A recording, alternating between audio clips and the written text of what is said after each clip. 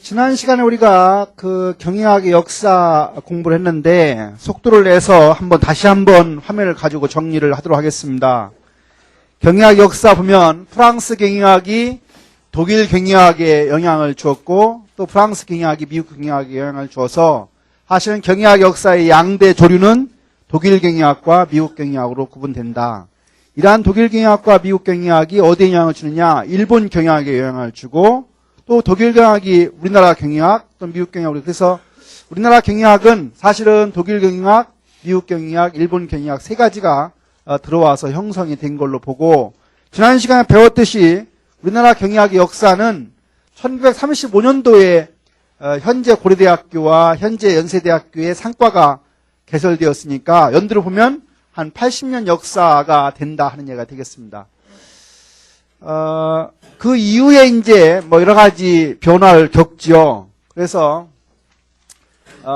우리가 경영학의 역사 이전의 역사라고 하면 기원전 10세기 솔로몬 왕, 고대 이집트 손무의 손자병법, 그다음에 1770년도에 아담 스미스의 국부론, 찰스 베이비지의 기계 제조의 경제라고 하는 책에서 경영학 역사 이전의 경영학이니까 좀 경영학에 대한 어떤 기록들이 남아있다는 얘기가 되겠습니다.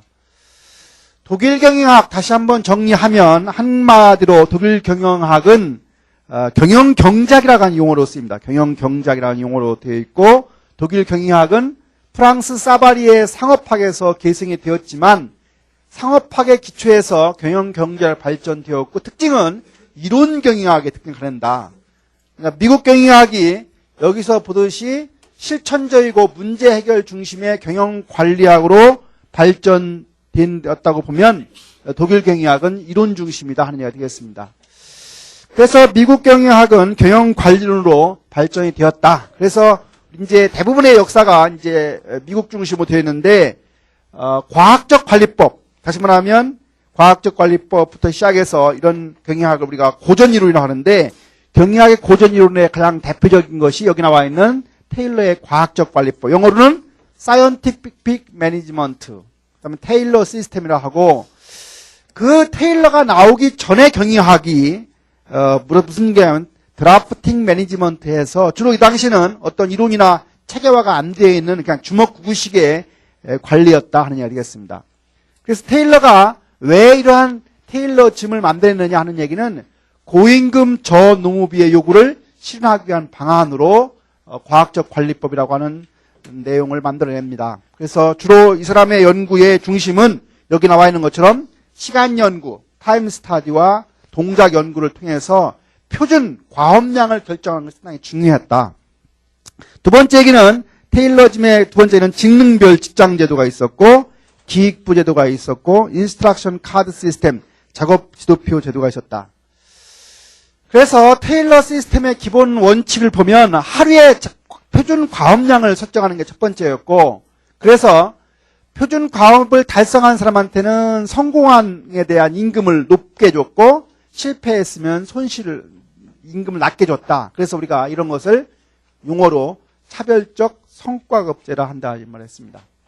그래서 테일러즘의 장점은 작업의 합리화, 생산성을 향상시키는 데 도움이 되었고, 기업 조직의 전문화 제고에도 도움이 되었다. 반면에 단점으로는 노동을 갖다가 지나치게 강화시켜서 결국은 인간을 기계화하고 창의성을 무시해서 인간관계론이라고 하는 학파가 등장하는 계기를 마련했다 하는 이야기예요. 고전 이론에 하나 속하는 것 중에 또 하나가 포드 시스템입니다. 그래서 이 사람의 기본 이념은 저가격 고임금이다. 조직 구성원들한테는 임금을 많이 주고 시장에 가서는 자동차 가격을 대폭 할인했다. 그러면 저가격. 그래서 저가격 고임금에 의해서 기업이 결국은 사회에 봉사하는 기관이다 해서 이 포드라고 하는 사람은 기업의 목적을 봉사라고 보고 있습니다. 그럼 포드를 어떻게 해서 저가격 고임금을 시행했느냐? 여기 나와 있는 것처럼 동시 관리를 했다. 결국은 컨베어 벨트에 의해서 생산 공정을 연속해서 하다 보니까 훨씬 더 대량 생산이 가능했다. 그래서 컨베어 시스템에 의한 이동 조립법으로 채택했고, 이러한 테일러의 개별 작업에 대한 표준화를 갖다가 집단적으로 발전시킨 것이 되었다. 그래서 포드 시스템의 원칙을 보면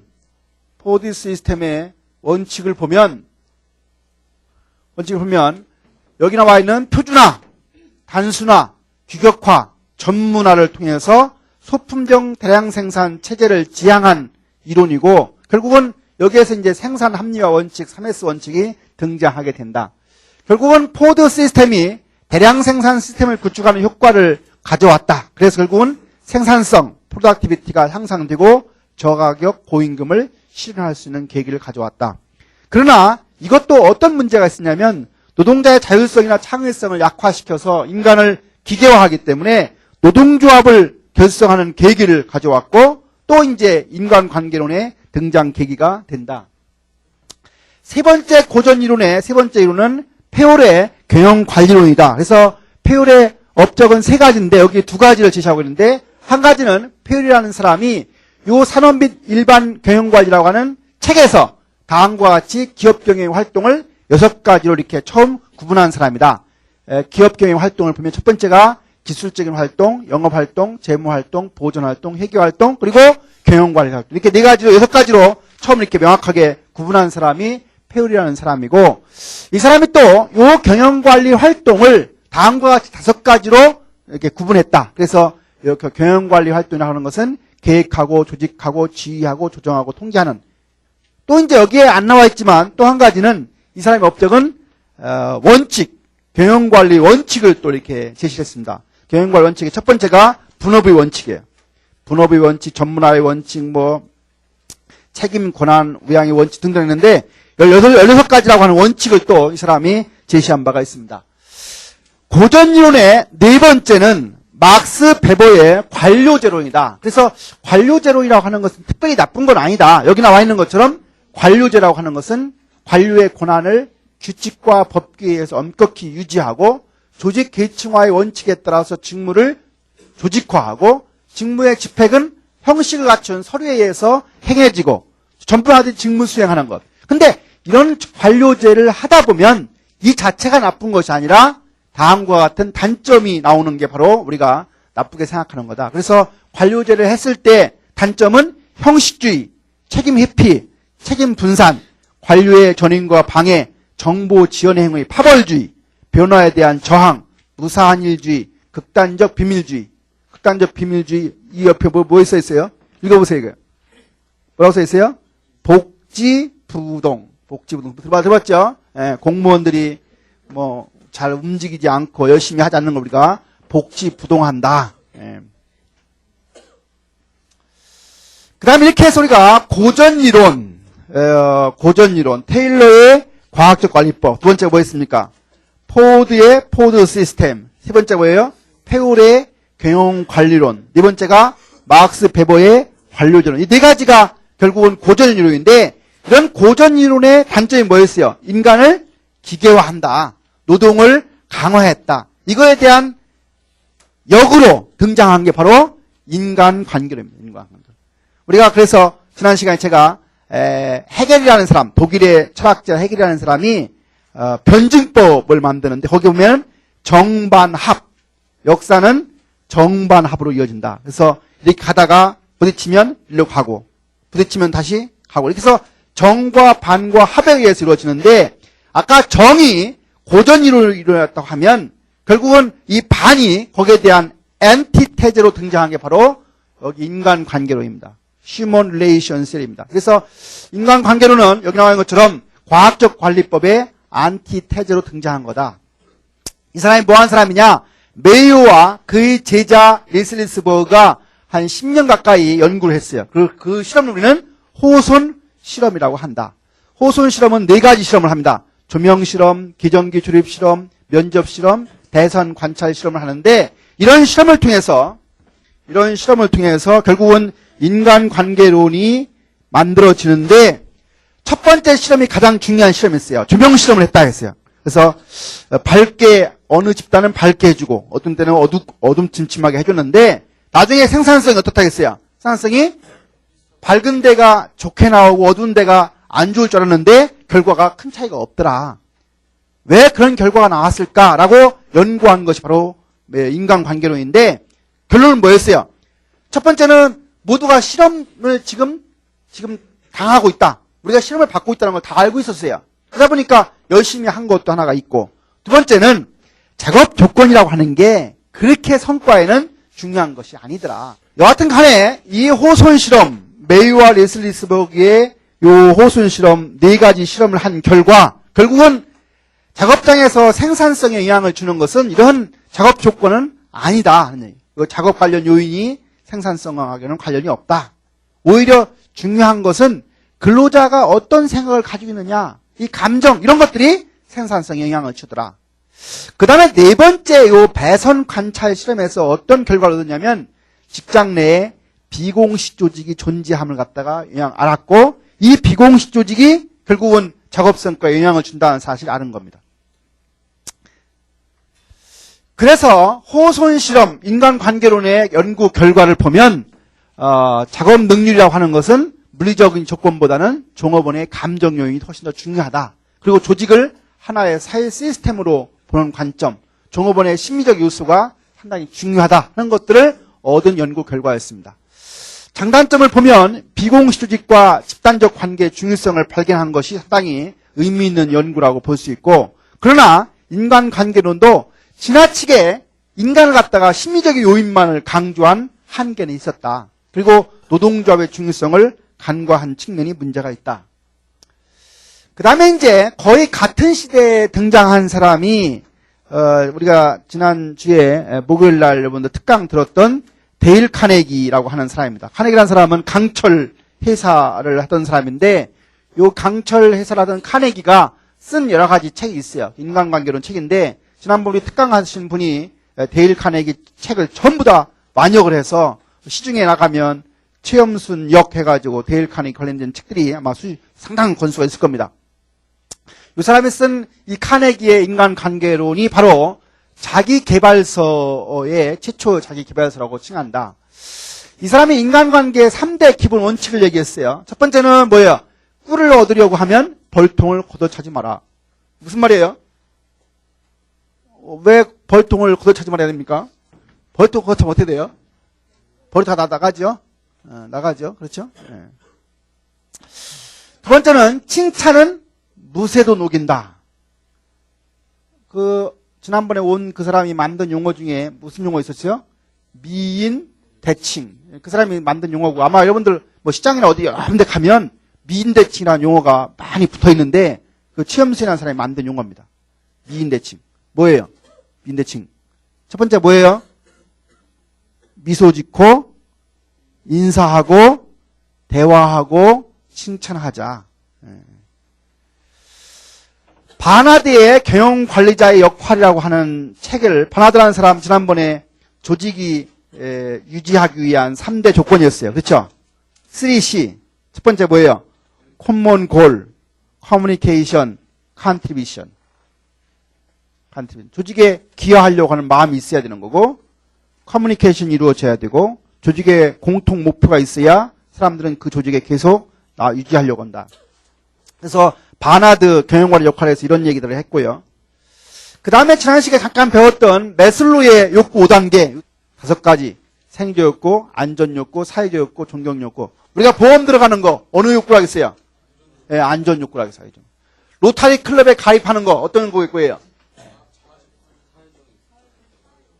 로타리 클럽 가입하는 거 뭐라고? 네, 사회적 욕구. 사회 구성원들과 의미 있는 관계를 유지하려고 하는 욕구니까 사회적 욕구입니다. 누구한테 존경받고 싶은 욕구. 그다음에 자아실현 욕구 뭐예요? 자기의 잠재 능력을 극대화시키고자 하는 욕구입니다. 여러분들한테 주어진 잠재 능력이 다 있어요. 그렇죠? 그걸 빨리 찾아서 극대화시켜야 돼요. 그래야 나중에 하나님한테 벌을 안 받아요. 그렇죠? 네. 내가 지난 시간에 이거 얘기하면서 어떤 얘기 했나요? 매슬로는 은근히 이야기하면서 우리로 하여금 자아실현 욕구를 충족한 사람이 성공한 사람이고, 이걸 못한 사람은 실패한 사람하고 이렇게 구분하는 경향이 있는데, 이거 하고 싶어도 내가 태어난 장소가 아프리카이거나 내가 태어난 장소가 북한이거나, 대한민국에 태어났지만 태어나 보니까 아버지 엄마도 없고 뭐 더 힘들다고 하면 이게 나만의 노력으로 가능하겠냐. 그랬을 때 그 책임은 사회한테 있는데 불구하고 이것을 모두 개인의 책임을 돌리는 것은 조금 비인간적인 거 아니냐. 그런 얘기를 제가 잠시 곁들인 바가 있습니다. 기억납니까? 예, 기억 안 나는 사람들은 이쪽까지 못 가는 사람입니다. 그 다음에 얼마 전에 돌아가신 드러커 경영의 실제 얘기했어요.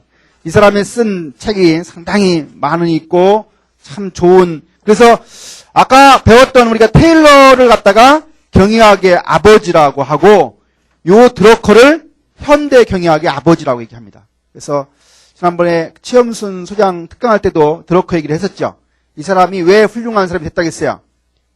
중학교 2학년 때 담임선생님께서 너는 죽어서 네 이름을 어떻게 남기고 싶니? 라고 하는 말을 했는데 그때 이 사람은 그 말이 무슨 말인지를 모르고 그 말을 항상 머릿속에다가 염두에 두고 살다 보니 현대 경영학의 아버지가 된 것처럼 훌륭한 사람이 되었다.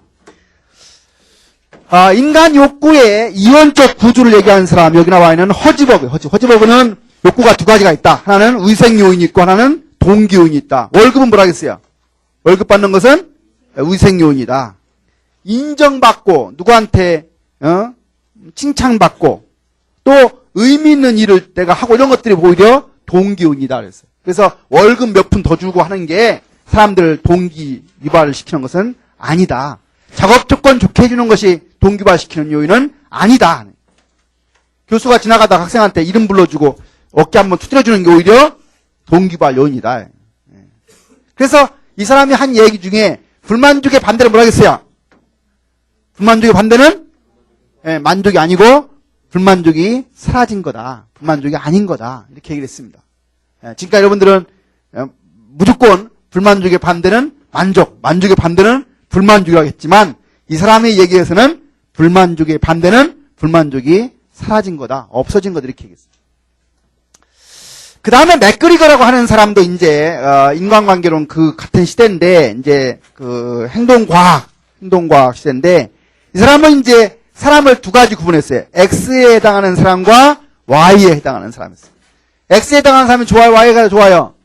예, Y가 좋은 사람. 어떤 사람들이요? Y는 뭐든지 일을 제가 자발적으로 긍정적인 생각을 가지고 하려고 하는 거예요. 그래서 X에 해당하는 사람과 Y에 해당하는 사람인데 이쪽 사람들이 X고 이쪽 사람이 Y라고 하면 이쪽 사람한테 관리하는 방식과 이쪽 사람한테 관리하는 방식은 달라야 된다고 하는 얘기예요. 사람은 태어날 때부터 또는 태어나는 과정 속에서 X에 해당하는 사람이 있다. Y에 해당하는 사람이 있다. 따라서 Y에 해당하는 사람한테는 Y에 맞는 관리 방식을 쓰고 X에 맞는 사람한테는 X에 맞게 해야 된다. 이게 이제 3,000원과 1,000원의 우력입니다. 아마 이게 3,000원이 아까 10,000원으로 올라갔다고 하면 이런 일이 안 일어나죠. 안타까운 현실이에요. 여러분들은 여기 X에 해당한다고 생각해요? Y에 해당한다고? 흔들어 보세요. 나는 X다.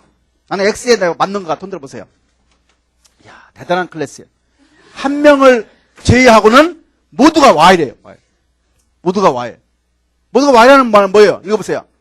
Y는 사람은 본래 일을 싫어하지 않는다.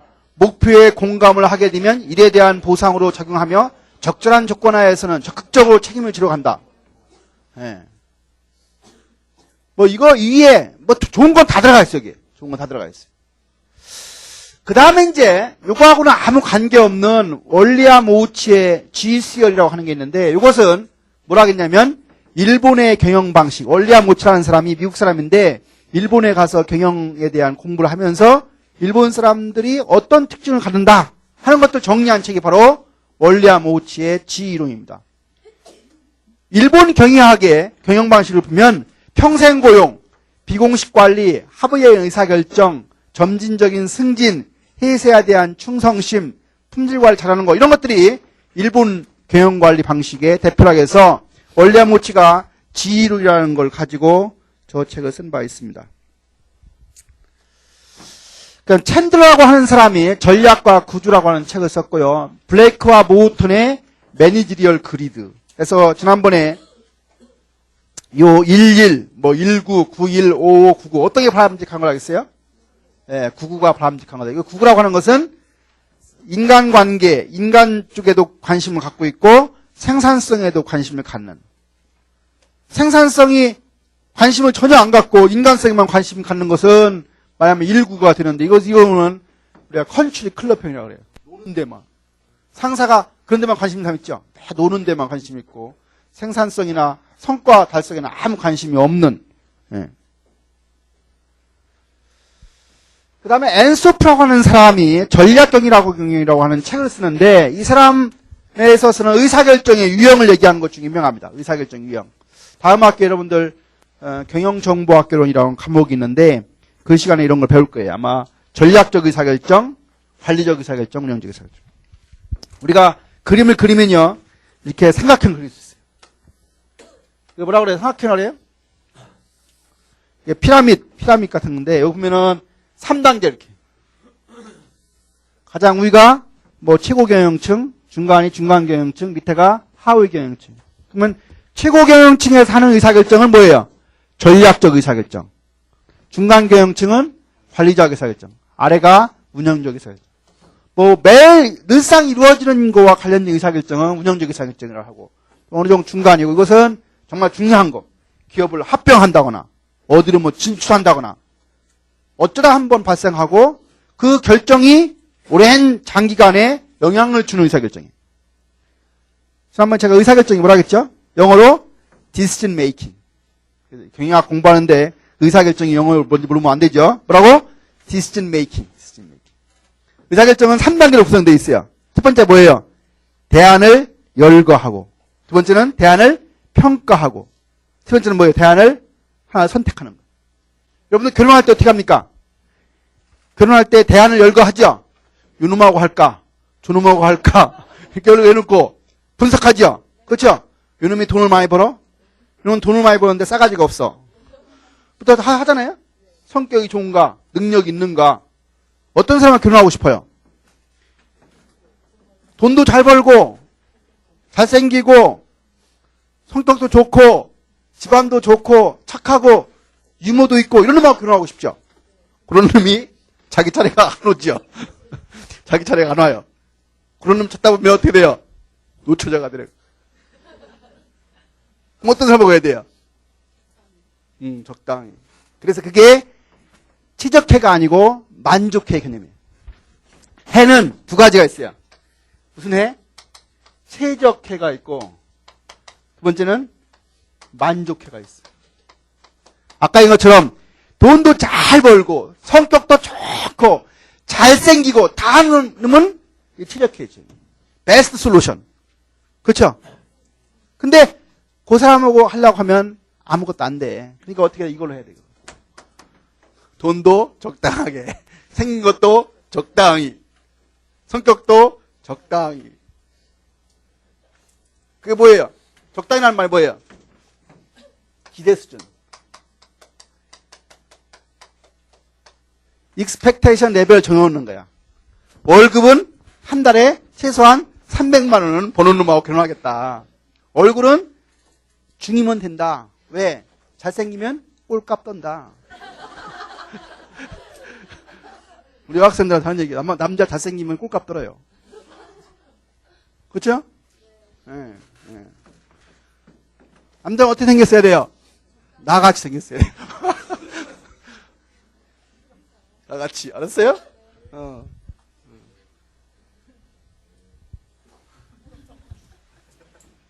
결혼하는 조건은 내가 지난번에 얘기했죠. A가 뭐예요? 나이가 맞아야 돼. 플러스 마이너스 5세. 10세야? 아, 너 큰데 뭐 10세. 띠동갑? 12세?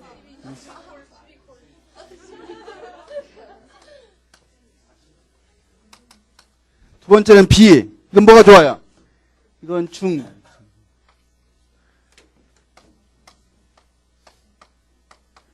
캐릭터, 성격.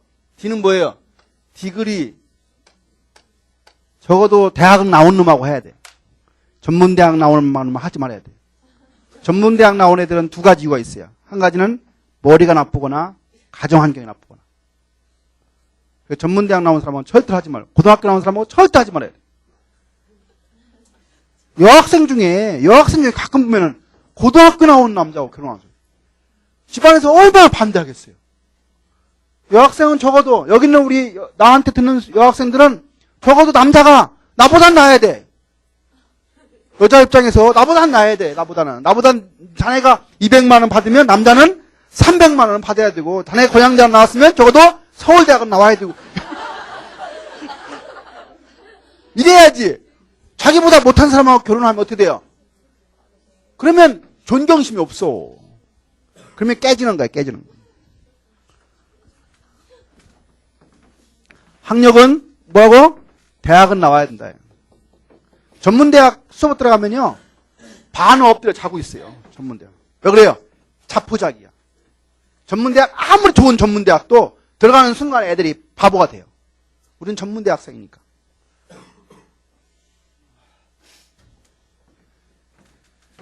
이는 뭐예요? 경제력. 네, 쉬었다 하겠습니다.